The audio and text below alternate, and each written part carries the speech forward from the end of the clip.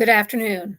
Welcome back to Passion World Talk Radio Network, a wholly owned subsidiary of Global Media Network, LLC, to educate, to enlighten, to entertain. And today we're going to talk about how people in other countries are being scammed through the use of their credit cards, not only in the United States. Today, this story centers around South Africa. But more importantly, the people who are involved with today's article also tell you what red flags to look out for, and more importantly, how to deal with it. So if you do get scammed while using your credit cards and somebody else manages to hack into it, you'll know what to do immediately instead of running around in circles and wringing your hands. So in South Africa, most of the citizens there have decided to use credit and credit cards to help them meet their expenses while they're surviving or living, if you want to put it that way, or running a business. Unfortunately for the South Africans, so do the scammers look at using credit and credit cards to get the cash that honest people worked long hours to be earning so that they can pay for their necessities. The solution, though, is to take both proactive and reactive measures to outsmart these scammers or swindlers, if you want to put it that way, and protect your valuable information and hard-earned money from being taken or stolen from you. The latest crime stats from South African Banking Risk Information Center revealed a highly complex financial fraud landscape. Criminals are becoming increasingly sophisticated because of the use of artificial intelligence in their attacks. While card fraud saw an encouraging 18.4% decrease overall, digital banking fraud saw an alarming 36% surge, with financial losses per incident increasing by 9%. That's a lot. According to Leon Chief Information, last name Jacobs, officer at RCS, this quote reflects how financial fraud has changed with the move towards digital transacting. As a retail consumer finance provider, we put measures in place to protect customers from falling prey to scammers' tactics. In addition, Mr. Jacobs goes on to say, we have ramped up our efforts to empower South Africans with the knowledge they need to protect themselves, both in terms of their cards and passwords, as well as their online behavior. Our security efforts, plus greater awareness from customers, results in an airtight system that can stop frauders/scammers in their tracks. So an important part of making credit work for you, the consumer, involves getting smart about financial crime. This involves taking a few simple steps, which can make a big difference in terms of preventing unnecessary financial losses, hassles, and yes, emotional stress. I'm still stressing out about how much money I lost to my recent scam in April. So these are some of the things that they suggest. Number one, focus specifically on what to do to avoid being defrauded when using credit cards or applying for a loan. And Mr. Jacobs suggests the following safeguards. Stay in the safe zone when applying for a loan. Now, a latest loan scam involves inviting you to apply for a loan and asking for an advance fee.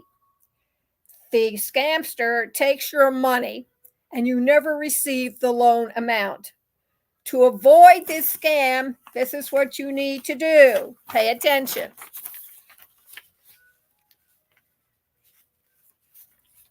If you receive an email domain, it should be taken directly from the company making the offer.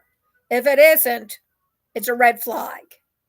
Avoid any unsolicited offers from Gmail, Yahoo, or Outlook address. The number, if they offer, reaches you via SMS or a call from a personal number rather than a call center, it is most likely a fake. I hope you're taking this down. 3, the language. Look out for spelling errors and bad grammar, even if your offer contains the company's logo and looks otherwise legitimate. I was recently received through the mail, the US mail, a form letter supposedly from the government of Michigan, where I re-brought up my company. And the letter accompanying this form told me there had been a mistake with my EIN number and that a code had been inappropriately used. And they wanted me to fill out the form and send them a check for $107. Now, there were 2 red flags that slapped me across the face. The first one was when I brought up my corporation in Michigan, I had a business lawyer do all the paperwork for me. Yes, I could have done it myself, but in the long run, I decided that it'd be better to have someone who knew what they were doing bring it up and apply for my EIN number all at the same time. And I know that lawyers don't make very many mistakes. That was my first red flag. My second red flag was that when I looked at the return envelope, it did not have any logos from the Pennsylvania government at all, state government. It was a plain white envelope with a return address that I was supposed to send the form. Oh, and did I forget to mention they wanted $107? So if you're suspicious, look it up through your state government and find out if you're going, to have problems with getting the amount of money that is asked for put through in a check. Lots of people don't use checks anymore, and using a cashier's check is just as dangerous. You'd probably be better if you used a postal check, a postal order. But before you do any of that, contact your government, state government, and find out. My EIN number is just fine.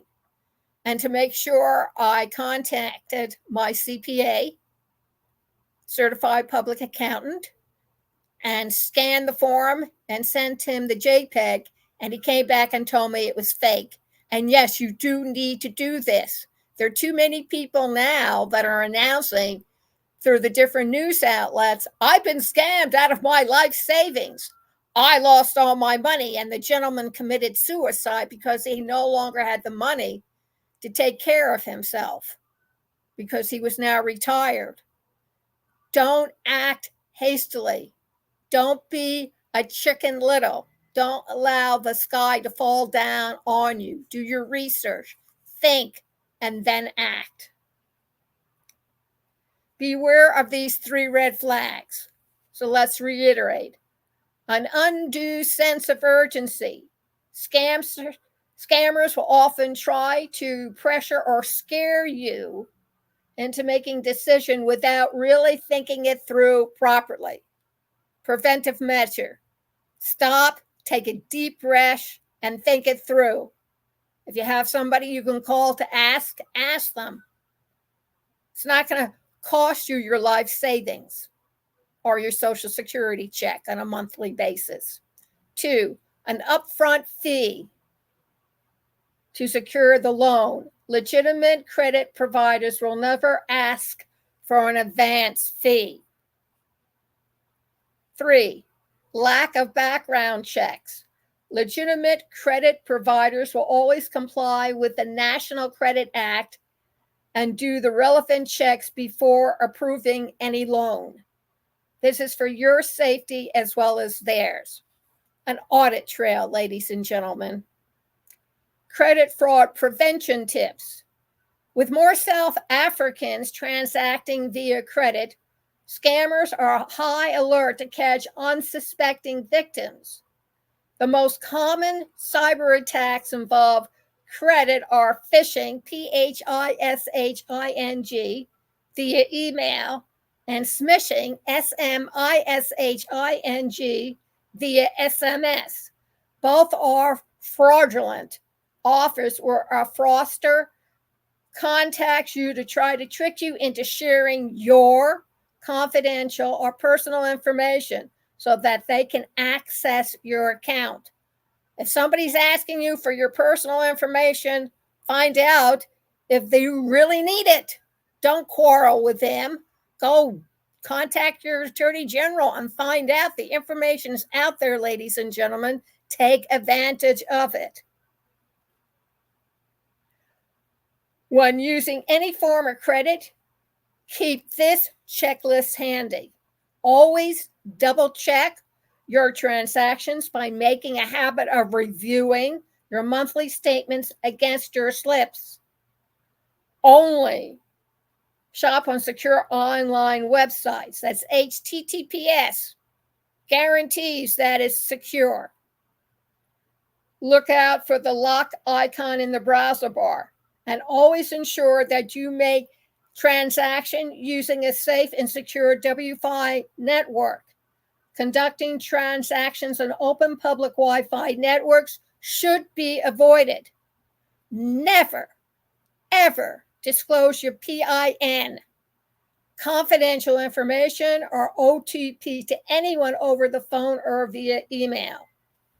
And if you do, you need to report this immediately if your credit card is lost or stolen. Although many credit card companies say it's the first $30 they're responsible for, don't push your luck. Contact them immediately. And anybody else you may be paying with that card, that you have canceled it and you're getting a new one, and to stop using the old one immediately. If you receive a transaction notification via SMS without having transacted, in other words, they may tell you you ordered something and you're being charged, and I was told just to delete it. Don't get started. If you don't recognize it, you probably didn't buy it. So you don't have an order coming in for it, confirming it. If you receive an OTP on your phone without having transacted, same thing, delete it, get rid of it. If you can spot credit card scams immediately, then do it, because they try to attack you, approach you when you're off guard. You have other things on your mind.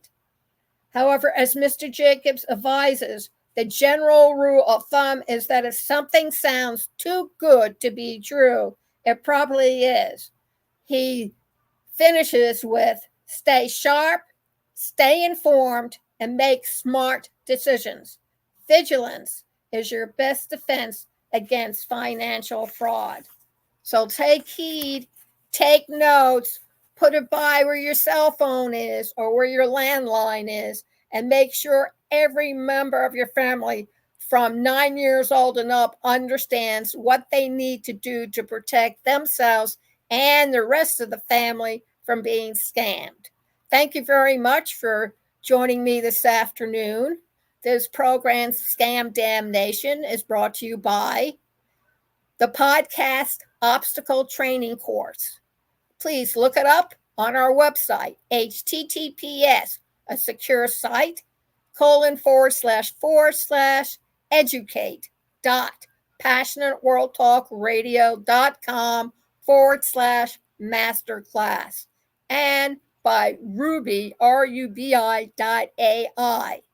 Check out our link, HTTPS, a secure website, esc73.try, T-R-Y, Ruby, RUBI.ai. Thank you very much for listening. You can see this on youtube.com/PWR Network, PW Talk Radio. Also at https://passionateworldtalkradio.com, facebook.com/passionateworldradio, linkedin.com/Lillian_Caldwell. Thank you all very much for listening. And remember, stay tuned for the latest scam damnation.